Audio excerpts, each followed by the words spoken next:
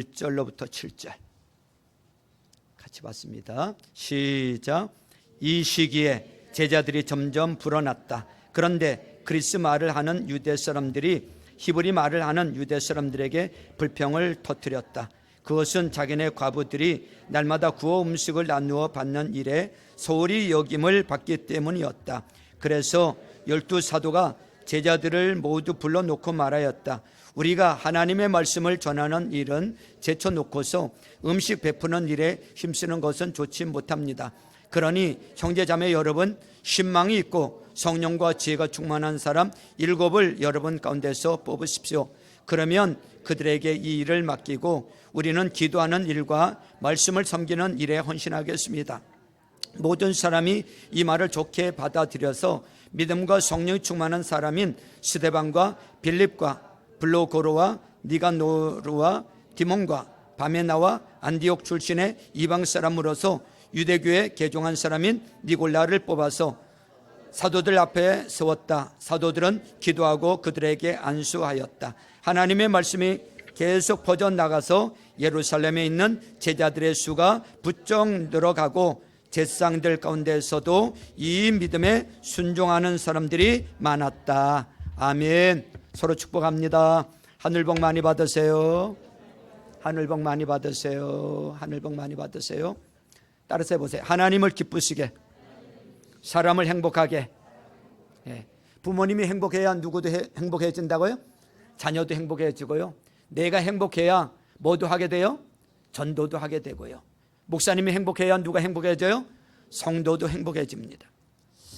자, 오늘 저는 문제보다 더 큰 은혜가 있으면 된다라는 제목으로 하나님 말씀 증거하도록 하겠습니다. 따라서 해보세요. 문제보다 더 큰 은혜가 있으면 된다. 초대교회가 막 부흥을 했습니다. 120명에서 3,000명이 됐고 또 5,000명이 됐고 그 다음에는 큰 무리다라고 얘기를 합니다. 셀 수 없게 되었다, 그런 얘기죠. 그런데 위기가 또 찾아왔습니다. 부흥만 있는 게 아니라 인생은 뭐라고요? 투트랙이에요. 여러 가지 문제가 다가왔어요. 첫 번째 핍박은 뭐예요? 첫 번째는 핍박의 문제가 왔어요. 이거는 외적으로 온 거죠. 그 다음에 또 타락의 문제가 왔어요. 이거는 속이는 일, 내적으로 왔죠. 아나니아와 삽비라가 속이는 일들, 참 부끄러웠을 거라고 생각이 듭니다. 그 다음에 오늘 본문에 보니까 또 문제가 왔어요. 이번에는 관계의 문제예요. 사람과의 관계의 문제를 또 접하게 되었다라는 것입니다.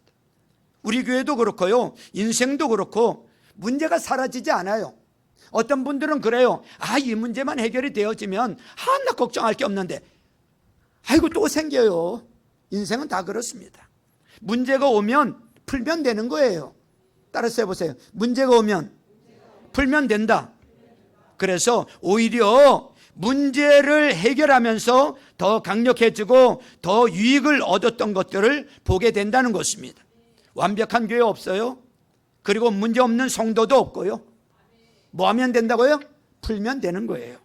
오늘도 주의 능력으로 이렇게 풀어갈 수 있는 하나님의 사람들 다 될 수 있기를 주님의 이름으로 축원합니다. 핵심이 뭐냐면 문제보다 더 큰 은혜가 있으면 된다는 거예요. 문제보다 더 큰 능력이 있으면 된다는 것입니다. 절대 피하지 마십시오. 피할 수 없어요. 오히려 갈등을 푸는 능력, 문제를 푸는 능력, 묶인 것을 푸는 능력, 이거 있으면 된다라는 것입니다. 그래서 당연한 다양한 문제를 오늘 푸는 얘기가 나와요. 우리 성도님들도 오늘 이 말씀을 들으면서 여러분들 가지고 있는 인생의 문제들, 또 앞으로 올 문제들 잘 풀어나갈 줄 아는 여러분들 될 수 있기를 주님의 이름으로 축원합니다. 먼저 처음에 살필 건 이거예요. 우리 인생 가운데 겉으로 드러난 건 핵심이 아니라는 거예요. 겉으로 드러난 것이 핵심인 것 같이 보여지지만 핵심이 아니에요. 겉으로 드러난 게. 겉으로 드러난 건 문제이지만 그 문제를 문제라고 생각하면서 풀면요, 절대 안 풀립니다. 오히려 그 근원이 있는데 그 뿌리가 더 중요하다는 거예요. 식물을 키우면서 보니까 식물이 시들해졌어? 잎이 시들해졌어? 뭔가 노래졌어? 그러면 겉으로 보여지는 문제는 잎에 있지만 그러나 근본은 뭐가 문제인 거예요? 뿌리가 문제인 거예요. 그 근본을 볼 줄 알아야 돼요. 그 뿌리를 볼 줄 알아야 된다는 것입니다. 어떤 문제가 생겼을 때 그 문제만 보면 문제가 안 풀려요. 그게 바로 영적인 거고 내면적인 것이 훨씬 더 중요하다라는 것입니다. 지금 겉으로 드러난 것은요, 구호 음식 문제가 드러났어요. 여러분, 제일 나쁜 반응이 불평인데 불평하는 일들이 벌어지게 되었다 얘기를 합니다.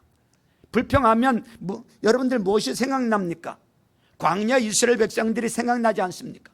불평하다가 다 죽었던 그런 일들. 불평이 참 영적 상태가 안 좋은 거예요. 영적 에너지 상태가 제일 바닥으로 떨어졌을 때가 불평 상태예요. 그래서 내가 지금 불평하고 있다 그러면 영적으로 바닥을 치고 있구나, 그것을 보면 알 수가 있어요. 근데 구호 음식 문제 때문에 불평하고 있다, 이렇게 얘기를 합니다. 원래 초대교회 성령 충만했을 때 교회 모습이 어땠습니까? 그때의 모습은 성령 충만하다, 동시에 자기 부인이 있었어요. 자기 주장하는 사람이 하나도 없고 성령 충만하면 나는 죽고 예수로 사는 거지요. 나는 죽고 성령으로 사는 거죠. 그러니까 성령 충만할 때는 자기가 없는 거예요. 자기 주장이 없는 거예요. 그 대표적인 게 4장 32절이에요. 초대교회의 모습을 이렇게 묘사해요. 한 마음과 한 뜻이 되었다고, 물건을 서로 통용했다고, 그리고 자기 재물을 조금도 자기 것이라고 하는 이가 없었다고, 이렇게 얘기를 합니다. 그러니까 무슨 얘기냐면 성령 충만했을 때는 자기 것을 주장하는 사람이 없더라는 거예요. 그러니까 자기 부인이 있더라는 거예요. 자기 주장은 하나도 없고 이게 영적인 상태로 볼 때 충만한 상태의 모습이라는 거예요. 성령 충만하지 않으면 자기 주장이 나와요. 그런데 성령 충만하면 자기 주장이 나오지 않습니다. 이게 성령 충만한 상태의 모습이에요. 그런데 이 초대교회가 약간의 묘한 좀 변질이 나타납니다. 묘한 균열이 생기기 시작을 해요. 묘한 차이가 나타나죠. 그게 뭡니까? 자기를 주장하기 시작한다는 것입니다. 자기 주장이 뭐예요? 왜 우리만 구호 음식에서 빠져? 왜 우리 파만 구호 음식에서 빠져? 라고 하면서 자기 주장하는 일들이 점점 드러나기 시작하더라는 것입니다. 사람이 속에 있는 것들을 겉으로 표현할 때는 아름답게 포장해서 표현하게 돼 있어요. 아름답게 표현하는 게 뭐예요? 구호 음식 나눔이 공정하지 않다는 거예요. 구호 음식 나눔이 공평하지 않다는 거예요. 여러분, 사람이 이 공평의 문제를 들고 나오면요, 누구나 심정적으로 지지하거나 동조하게 돼 있어요. 그래서 모든 사람에게 인기를 얻을 수 있는 그런 주제임이 딱 나와요. 공평하지 않다는 거예요. 그래서 결국은 사람들을 그리로 이끌어가는데 내막은 뭐예요? 자기 욕심일 가능성이 더 크거든요. 자기 주장일 가능성이 더 크다라는 것입니다. 우리 1절 같이 읽도록 하겠습니다. 1절을 읽습니다. 시작. 이 시기에 제자들이 점점 불어났다. 그런데 그리스 말을 하는 유대 사람들이 히브리 말을 하는 유대 사람들에게 불평을 터뜨렸다. 그것은 자기네 과부들이 날마다 구호 음식을 나누어 받는 일에 소홀히 여김을 받기 때문이었다. 자, 여러분들 잘 들으셔야 돼요. 말씀 후에 나눔의 시간이 있기 때문에 정신 바짝 차리고 잘 듣고 나누시길 바랍니다. 자, 세상에는 두 가지 세계관이 있어요. 인본주의가 있고요, 신본주의가 있어요. 근데 인본주의자들이 항상 들고 나오는 게 뭐냐? 여러분, 인본주의는 누구 중심이에요? 사람 중심이죠. 신본주의는 하나님 중심이고요. 자, 사람 중심인 인본주의자들이 들고 나오는 최고의 무기는 언제나 공평이었어요. 공정이었어요. 공평하지 않다. 그렇지요. 그래서 인본주의의 최본산이라고 그러는 게 공산주의 아닙니까? 들고 나오는 게 뭐예요? 공평 문제지요. 이 공평 문제를 들고 나오면요, 사람들이 심정적으로 지지를 하게 돼 있어요. 그리고 동조하게 돼 있다라는 것입니다. 사람이 당연히 공평해야지, 그런 생각을 다 갖잖아요. 그걸 누가 부인하겠습니까? 근데 문제는 뭐냐? 우리가 가지고 있는 자원이나 가지고 있는 능력에 한계가 있다라는 데 문제가 있잖아요. 뭐든지 넘쳐난다면, 한계가 없다면, 넘쳐난다면 공평하게 하지 못할 이유가 어디 있습니까? 근데 한계가 있잖아요. 한계가 있으면 내가 결정을 해야 되잖아요. 똑같이 나누면 참 좋겠는데 똑같이 못 나눌 것도 있단 말이죠. 그러면 누굴 더 줘야 되는 거 아닙니까? 그럼 더 줘야 되는 거를 누구에게 줄까요? 사람은 팔이 어디로 굽는다고요? 안으로 굽는다 그러잖아요. 우리 대표적인 게 옆집 애보다 우리 자녀에게 더 잘해주는 게 당연한 거 아닙니까? 그렇잖아요. 그래서 거기서부터 이제 문제가 생기기 시작한다라는 것입니다. 그러다 보니까 자원의 한계가 있으니까 헬라판이, 히브리판이 자기 팔 가까운데 굳어지는 거고 자녀들에게 더 잘해주는 거고, 사실 그건 자연스러운 일이에요. 그리고 나중에는 누가 눈치 본다 그러면 숨어서 이런 일을 하겠죠. 그래서 결국은 나중에 다 깨지게 돼 있다라는 것입니다. 여러분의 전제가 뭐냐면 우리 인간은 죄인이고 여러분 병자라는 것을 잊지 말아야 된다라는 것입니다. 그래서 구호와 외침 가지고는 안 돼요. 우리 그냥 별 이해 관계 없을 때 구호를 외치고 그 다음에 선언을 하면은 공평해질 수 있다 말은 되지요. 근데 세부적으로 들어가 보면 구체적으로 선택해야 될 문제가 있거든요. 그때는 전부 다 자기에게 유리한 사람들, 자기에게 가까운 사람들에게 나눠줄 가능성이 훨씬 더 크다라는 것입니다. 그래서 인본주의 시작은 구호는 되게 멋있는데 마지막에는 배신당해요. 그 인본주의가 안 되는 이유가 뭡니까? 인간이 기준을 세우고 인간의 손을 세운다라는 것은 안 돼요. 왜 안 되느냐 하면 인간의 죄성 때문에 안 된다는 것입니다. 인간에게 그렇게 할 능력이 없다라는 것입니다. 그래서 시간이 나면 구호는 평등인데 마지막에 가면 욕심으로 끝날 경우가 많다라는 것입니다. 이건 역사가 판명을 하고 있어요. 제가 판명하는 게 아니고 역사가 그렇게 판명하고 있습니다. 반면에 신본주의 특징이 뭐예요? 인간의 가능성을 부인해버리는 거 아닙니까? 내가 결정하고 내가 기준을 세우면 다 무너지게 돼 있다.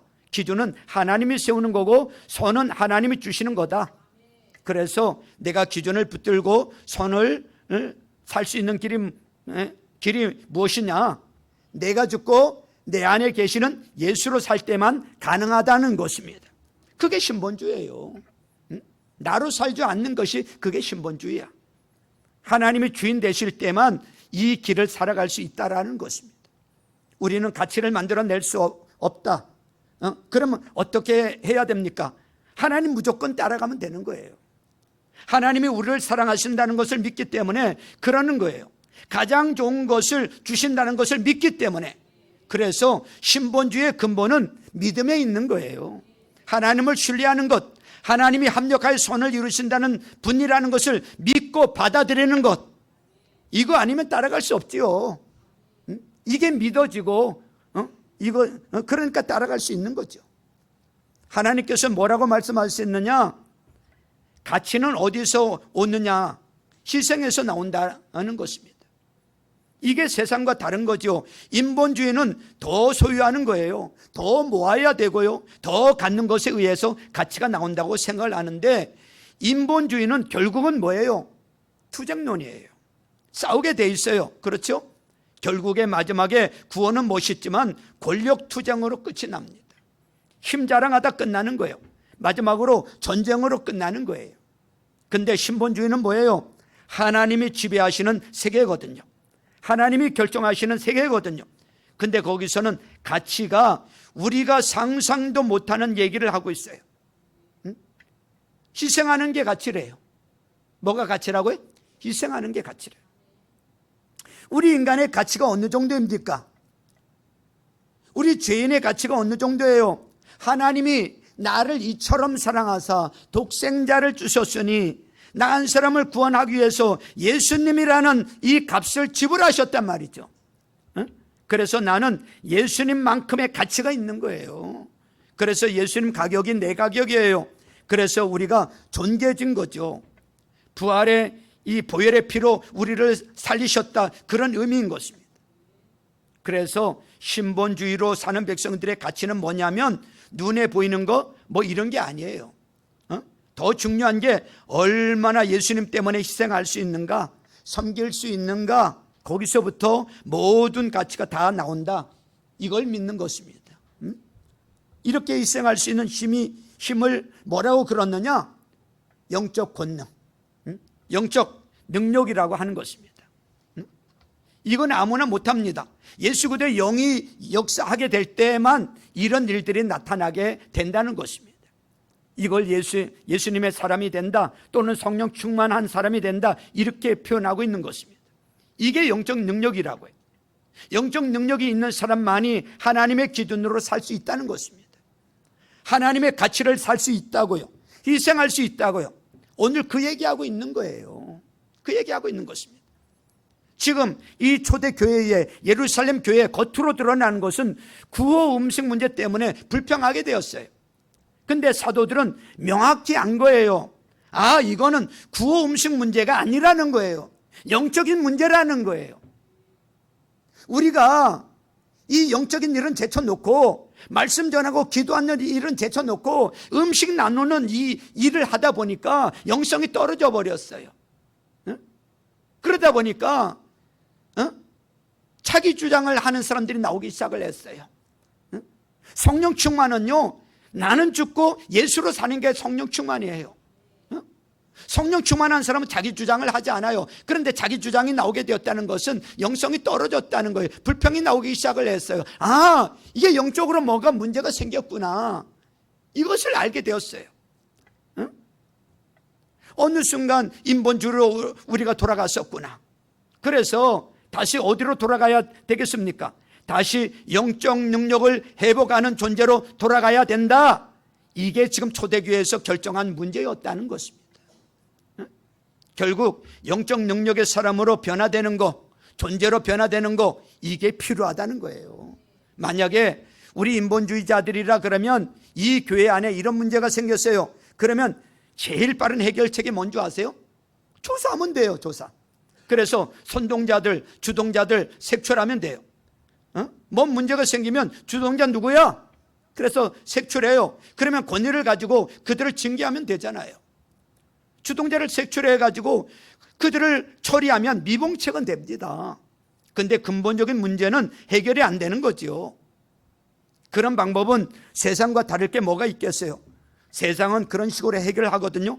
권력 가지고 해결하거든요. 근데 거기는 미봉책으로 끝나는 거예요.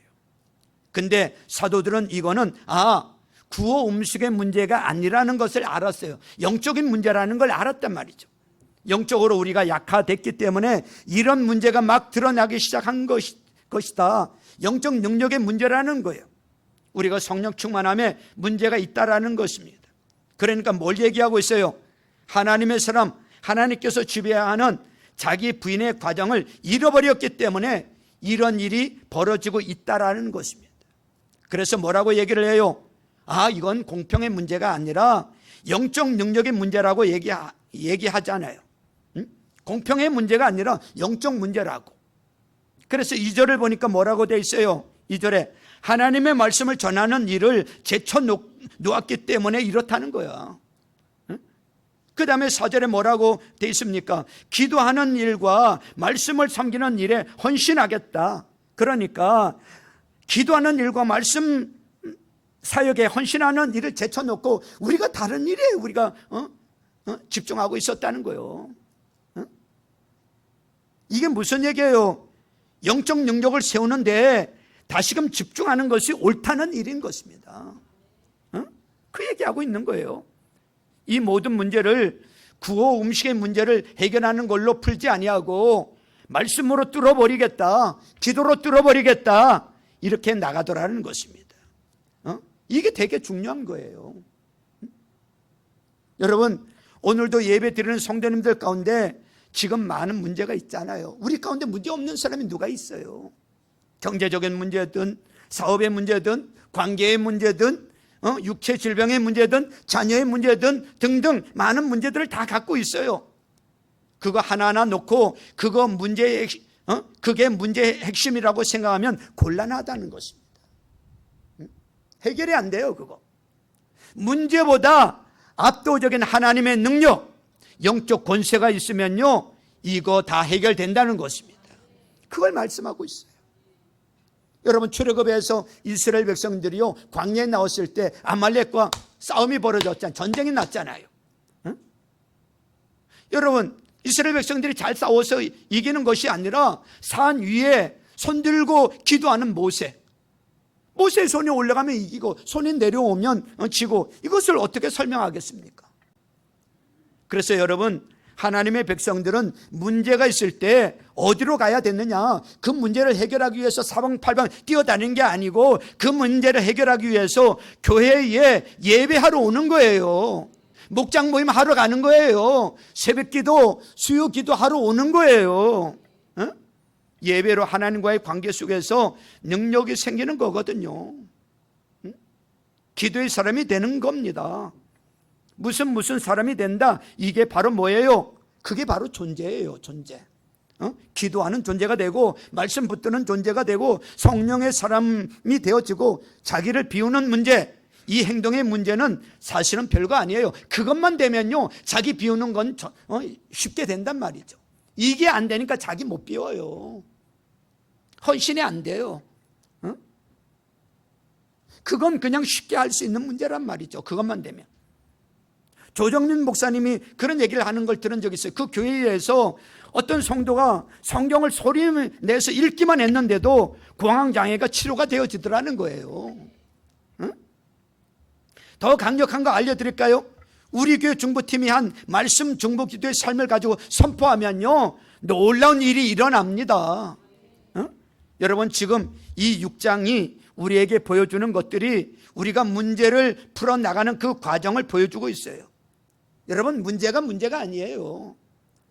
영적 능력이 문제지, 뿌리가 문제지, 내 존재에 문제가 있는 거예요. 존재가 너무 왜소해진 거예요. 약화된 거예요. 하나님 백성이라고 하는데 이름만 있을 뿐이지, 모양만 있을 뿐이지 능력이 없는 거라고요.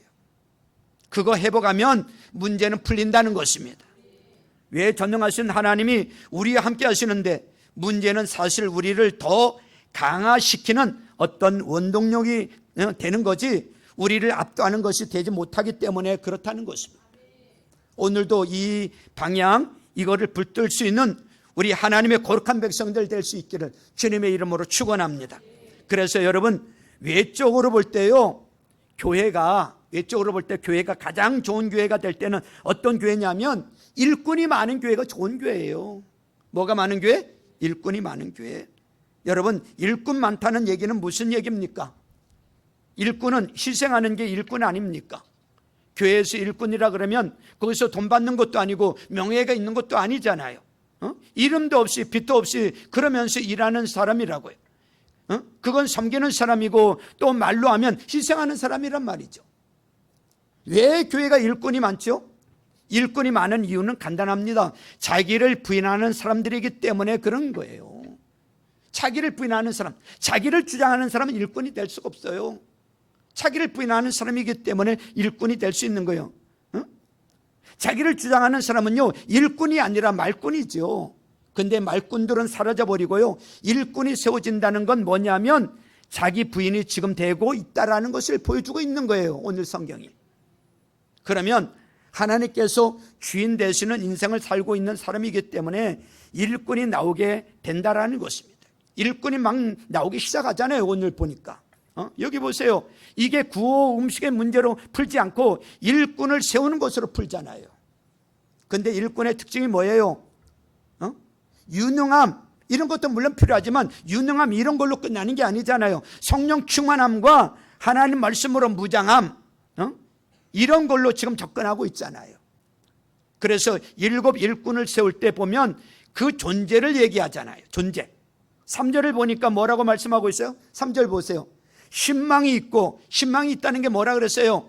인간관계 잘하는 사람, 가족관계 잘하고 이웃과의 관계 잘하는 사람, 인간관계가 좋은 사람을 말하는 거예요. 그 다음에는 성령과 지혜가 충만한 사람, 성령 충만하다는 게 뭐라 그랬어요? 영성이 있는 사람. 그 다음에 지혜가 충만한 사람이 뭐예요? 영성이 있을 뿐만 아니라 그 문제를 해결할 능력이 있는 사람, 이런 사람이라는 거예요. 또 5절에 보니까 믿음과 성령이 충만한 사람. 여러분, 일만 잘하는 사람을 시키는 게 아니고, 일도 물론 잘해야 되겠지만 일 잘하기 전에 어떤 사람을 시키고 있어요? 영적 능력이 있는 사람을 세우잖아요. 영성이 있는 사람을 세우잖아요. 성령 충만한 사람을 세우잖아요. 왜요? 존재에서 행위가 나오기 때문에 그런 거예요. 존재에서 행위가 나오는 거예요. 이게 교회란 말이죠. 이게 교회예요. 무슨 얘기냐면, 접근할 때 영적 능력으로 접근하는 거지 어떤 문제풀이로 접근하는 게 아니란 말이죠. 우리 인생 가운데 여러분들 가정생활하면서 직장생활하면서 교회생활하면서 여러분 누구에게나 다 문제 올 수 있어요. 그 문제를 문제로 풀려면요 절대 안 풀립니다. 응? 우리도 한 사람 한 사람이 이런 접근을 해야 된다는 거예요. 영적 능력이 문제라는 거예요. 영적 능력이 압도적으로 커지면요 나머지 모든 것들은 다 해결되게 돼 있어요. 여러분 여기 보니까 7 일꾼을 세워놓고 난 다음에 하는 일이 뭐죠? 6절에 보세요. 6절 뭐라 그랬죠? 같이 읽죠. 시작. 사도들 앞에 세웠다. 사도들은 기도하고 그들에게 안수하였다. 자, 안수 기도했던 이유가 뭐죠? 이들에게 영적 능력이 임하여서 사명 감당하게 해달라고 지금 안수 기도해 주고 있어요. 영적 능력에서 이 행동이 풀리는 거죠. 행동 자체를 갖고 문제를 푸는 게 아니라는 것을 지금 보여주고 있는 근거란 말이죠. 행동 자체를 가지고 푸는 게 아니에요. 영적 능력을 가지고 푸는 거예요. 여러분도 마찬가지예요. 문제가 문제 아닙니다. 오늘도 여러분들 가지고 있는 모든 문제들, 문제에 매달리면요 문제보다 작은 존재밖에 될 수 없어요. 오늘 접근이 뭐예요? 영적 능력이거든요. 존재거든요. 영적 존재가 돼야 된다라는 거예요. 그러면 우리 삶의 문제는 사실은 간단하게 해결된다는 거예요. 그래서 한번 성경을 보십시오. 성경에서 뭐하라 이런 거 봤습니까? 그거는 율법주의자나 외치는 얘기지. 우리가 누군지를 성경은요 묘사해주고 있어요. 그게 바로 베드로전서 2장 9절이에요. 우리가 어떤 존재인지를 얘기하잖아요. 왕같은 제사장이래요. 택하신 족속이다. 거룩한 나라다. 그의 소유된 백성이다. 다 뭐예요? 존재를 얘기하고 있잖아요. 존재. 우리가 누구라고요? 왕이래요. 우리가 어떤 존재라고요? 제사장 같은 존재래요. 우리가 어떤 존재라고요? 하나님의 소유된 백성이래요. 다 존재를 얘기하고 있잖아요. 하나님의 백성이고 하나님의 소유된 존재이기 때문에 이런 행위는 당연하게 되는 거 아니냐, 이런 접근을 하고 있습니다. 그래서 우리 존재가 이렇기 때문에 먼저 베드로에게 얘기하잖아요. 천국 열쇠를 내게 주겠다. 우리에게도 얘기하고 계시는 거예요. 네 신앙 고백 위에 천국 열쇠를 주겠다. 땅에서 풀면 하늘에서도 풀리고 땅에서 매면 하늘에서도 묶일 것이다. 땅에서 풀면 하늘에서도 풀리고, 존재가 되면은 기도하면 그대로 된다는 것입니다. 따라서 해보세요. 존재가 되면은 기도하면 그대로 된다. 이게 엄청 중요한 말이에요. 존재가 되면 기도하면 그대로 된다. 그게 어려운 게 아니라는 거죠. 존재가 되어 있으면요 우리에게 승리도 준다는 거 아닙니까? 뱀과 정갈을 밟으며 원수의 모든 능력을 제할 권세를 우리에게 주셨다고. 또 예수님이 마지막 다락방 설교에서 뭐라 그래요? 나를 믿는 자는 내가 하는 일도 할 뿐만 아니라 그보다 뭐한도 더 큰 일을 할 것이라고. 무슨 얘기죠? 존재에 의해서 능력이 나온다고. 따라서 해보세요. 존재에서 능력이 나온다. 존재에서 어떤 행동들이 다 나오게 된다라는 거예요.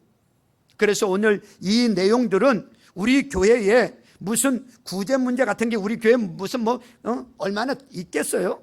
그것보다도 삶의 많은 문제는 문제로부터 약이 되는 게 아니고, 문제가 드러나고 있다는 건 뭐냐면 껍데기일 뿐이야. 겉으로 드러나는 것은요. 이렇게 문제가 생겼을 때 본질로 돌아가야 된다는 거예요. 문제가 생겼을 때 우리는 영적 능력으로 돌아갈 줄 알아야 된다는 것입니다. 그 존재가 뭐예요? 무슨 사람이 되라는 뜻이거든요. 무슨 사람이 되라. 기도의 사람이 되라. 말씀의 사람이 되라. 성령의 사람이 되라. 그러면 다 일어나게 된다라는 것입니다. 그래서 언제나 교회는요 사역보다 존재가 커야 되는 거예요. 사역보다 영적 존재가 커야 돼. 영적 능력이 훨씬 더 커야 된다는 것입니다. 그러면 이길 수 있다는 거예요. 그러면 그 문제 해결된다는 거예요. 지금 그 말씀을 하고 있는 거예요. 예수님이 하시는 사역을 한번 예를 들어볼게요. 자, 오병이의 기적을 행하셨어요. 일종의 사역이죠. 보리떡 5개, 물고기 2마리로 남자만 5,000명을 먹였어요. 그래, 사역이죠. 사역도 엄청나죠. 그랬더니 사람들이 예수님을 잡아서 왕으로 막 세우려고 하잖아요. 그러니까 예수님이 얼른 제자들을 배태워서 건너편으로 가게 하고, 예수님은 한적한 산으로 가셔서 뭐하고 계세요? 기도하고 계세요. 기도. 막 한화할 때 막 들떠가지고 막 흥분할 수도 있잖아요. 내가 이런 사람이야 막 이럴 수도 있잖아요. 그런데 그렇게 하지 않으시고요, 산으로 가셔서 홀로 기도하셔. 예수님은 어떤 분이었어요? 존재지요. 존재. 기도의 사람으로 존재를 크게 키우는 것에 먼저 집중하고 있다는 거예요. 예수님도 예수님이지만 존재에 집중하면서 그 존재를 더 키우는 일에 집중하고 계시더라 이거예요. 그러고 난 다음에 사역은 존재보다 작은 거예요. 예수님은 영적 능력보다 사역이 더 커서는 안 된다는 것을 말씀하고 있는 거예요. 그래서 사역하시고 난 다음에 반드시 존재를 또 키우는 시간을 꼭 가지셨어요. 예수님은. 그러니까 탈진하지 않으세요. 넘어지지 않으세요. 여기 보세요. 일곱 일꾼이 하는 일이 뭐예요? 구호 음식 나눈 일이었는데 영적 능력이 압도적이잖아요. 그러니까 이 구호 음식 나누는 이 문제가 다 해결되더라는 거예요. 이거는 뭐 문제도 아니더라는 거예요. 그런 얘기입니다. 그래서 중요한 게 뭐냐? 영적 능력이라는 것입니다. 그게 커지면 사실은 문제는 별거 아닌 게 되고 능히 이길 수 있는 일이 된다라는 것입니다. 이거 예수님은 그런 게 아니고 지혜가 있는 사람 다 이렇게 살았다는 것입니다. 종교개혁자 마틴 루터 엄청나게 일을 많이 했던 사람이에요. 거의 홀로 로만 캐톨릭이라는 거대한 세력하고 싸운 사람 아닙니까? 어떻게 보면 일대만이 됐을지도 몰라요. 어마어마한 거죠. 말도 안 되는 일이죠. 그리고 얼마나 할 일이 많았겠어요. 너무너무 바빴어요. 그때 루터가 뭐라고 얘기한 줄 아세요? 꼭 예수님하고 똑같은 얘기를 하세요. 나는 너무 바빠서 하루에 3시간씩 기도하지 않을 수 없다고. 나는 너무 바빠서 하루에 3시간씩 기도하지 않을 수 없다고. 너무 바빠서 무슨 얘기요? 바쁘다는 얘기는 그만큼 일이 많다는 얘기 아닙니까? 이 일보다 더 큰 영적 권세를 가져야 되는데 기도 없이요? 내가 어떻게 그런 영적 권세를 가질 수 있겠냐? 그래서 거기서 나온 그 유명한 표현이 있잖아요. 나는 너무 바빠서 기도한다고. 너무 바빠가지고 기도하지 않을 수 없다고. 무슨 얘기예요? 할 일이 너무 많아서 바쁜데 이 모든 일들을 감당하기 위해서는 영적 능력이 없이는 할 수 없기에 나는 너무 바빠서 기도한다고. 그게 루터 얘기 아닙니까? 그게 예수님 말씀 아닙니까? 지금 사역하면서 너무너무 바빠요. 너무너무 바쁘기 때문에, 너무너무 일이 많기 때문에 그것보다 영적 능력이 더 커야 되기 때문에 나는 기도하지 않을 수 없다. 예수님도 그렇고 루터도 그렇고 우리도 마찬가지예요. 우리도 살아가면서 할 일이 얼마나 많아요. 가정일도 그렇고 직장일도 그렇고 교회 사역도 그렇고 할 일이 얼마나 많아요. 할 일이 많지요. 그럼에도 불구하고 그 일을 감당하기 위해서는 영적 능력이 없이는 감당이 안 되기 때문에 그럼에도 불구하고 나는 바빠서 기도한다는 거예요. 기도 없이 영적 능력 없이는 그 문제를 해결할 힘이 없기 때문에 영적인 힘을 키워야 된다는 거예요. 아멘. 그래서 사실은요, 여러분 새벽에 기도하러 오시든 낮에 기도하러 시간 정해놓고 기도하시든 이렇게 하나님 앞에 막 부르짖고 외치는 사람들은 영적 크기를 크게 만들어가는 시간들이에요. 그러면 어떤 일도 감당할 수가 있어요. 어떤 일도. 반면에 기도 없이 너무 잘 되는 분들이 있죠. 기도 없이 너무 잘 되는 분들 여러분 넘어지게 돼 있습니다. 이렇게 뒤집어지게 돼 있어요. 기도 없이 잘 되는 건요, 무게중심이 안 맞기 때문에 넘어질 때가 반드시 옵니다. 이게 6장에 나오는 이런 일들이에요. 사실은 빨리 가는 게 아니에요. 이게 다 뒤집힌다고요. 넘어지게 될 수밖에 없다라는 것입니다. 그래서 사실 예배라는 말의 이 영어 단어가 뭐예요? 워십이잖아요. 어? 무게라는 영어 단어가 웨이트인데 그 어원이 똑같은 거예요. 그러니까 예배 드리면 뭐가 생긴다는 거예요? 영적 무게가 생긴다는 거예요. 아멘. 하나님께서 주시는 영적 무게가 생겨요. 지금 예배 드리면서 영적 무게가 생기고요, 기도하면서 영적 무게가 생기고요, 성경 읽으면서 뭐가 생겨요? 영적 무게가 생긴단 말이죠. 할렐루야. 응? 여러분, 이 묵직한 영적 무게가 있어야만 세상의 것들을 다 감당할 수 있다라는 거예요. 이게 아니면 아무것도 아니라는 거죠. 응? 여러분 보세요. 이렇게 찬양을 한다 할지라도 그냥 노래만 잘한다고 되는 게 아니에요. 영적 권세를 가지고 찬양을 해야 돼요. 제가 경험했던 거예요. 전도사 때 여름 수련회가 있었어요. 교회 나온 지 얼마 안 되는 이 남자 성도님이, 이분이 수련회 참석해서 엄청 은혜를 받았어. 엄청 은혜를 받고 나니까 특송을 하고 싶다는 거야. 근데 내가 이분을 알아. 노래를 잘 못하는 분이야. 음치야. 그래서 목사님께 말씀을 드렸어요. 이분이 특송을 하고 싶다고 그러는데, 목사님도 그 사람이 어떤 사람인지 알아. 김전도사가 알아서 처리하라는 거야. 그래서 시간이 없으니까 다음에 하시면 어떻겠냐고 했더니 이분이 꼭 하고 싶다는 거예요. 꼭 하고 싶다는 거예요. 그러면 이렇게 하라고. 강사님이 나오시기 전에 찬양하는 시간이 있잖아요. 그 시간에 얼른 하시라고. 그래서 이분이 나오셔서 찬양하기 시작했어요. 안 맞는 거야. 근데 뚝심으로 계속 하는데 그 찬양에 온 성도들이 무너지는 거예요. 음정 박자가 문제가 아니에요. 온 성도들이 무너지는 거예요. 다 깨어지는 거예요. 눈물 안 흘리는 성도가 없었어요. 그 수련회의 가장 큰 은혜가 됐어요. 저는 그때 뭘 깨달은 줄 아세요? 찬양은 노래 잘하는 사람이 아닌 것이 아니라 은혜 받은 사람이 하는 것이라고. 할렐루야. 엎드려야 됩니다. 기도하고 말씀으로 무장하고 예배로 무장하고 달라요. 나이가 어린 분이라 할지라도 그저 이렇게 기도로 무장하면 영적 무게가 생겨요. 어린 사람이라 하더라도, 우리 학생이라 하더라도요, 영적 무게가 생겨요. 얼마나 영광이 되는지 몰라요. 파워가 있어요. 목회자도 목회를 할 때 그렇습니다. 목회자도 그래요. 영적인 권능이 사라져 버리면요, 정말 목회자도 비참해져요. 너무너무 가벼워지고요. 그러다 보니까 탈진이 오고 무너지고 그러는 거 아닙니까? 가벼우니까 어쩔 줄을 몰라요. 너무 초라하고. 엎드려야 됩니다. 엎드려야 돼. 엎드림을 통해서 기도의 능력, 그 말씀의 능력을 가지고 서 있으면 하나님께서 주시는 무게가 생긴단 말이죠. 주께서 주시는 권세가 있다고요. 그래서 권세 없이 일하지 말라는 거예요. 지금 오늘 얘기 그 얘기입니다. 권세 없이 일하지 않는다는 거예요. 사도들도 권세가 생겼어요. 사도들도. 그리고 일꾼들도 권세가 있죠. 그러니까 그 구호 음식 나눈 그 문제 자연히 사라져 버려요. 그냥 다 해결이 돼버리지 않습니까? 그러니까 능력이 있죠. 존재에서부터 힘이 나오는 거예요. 그랬더니 잘 보세요.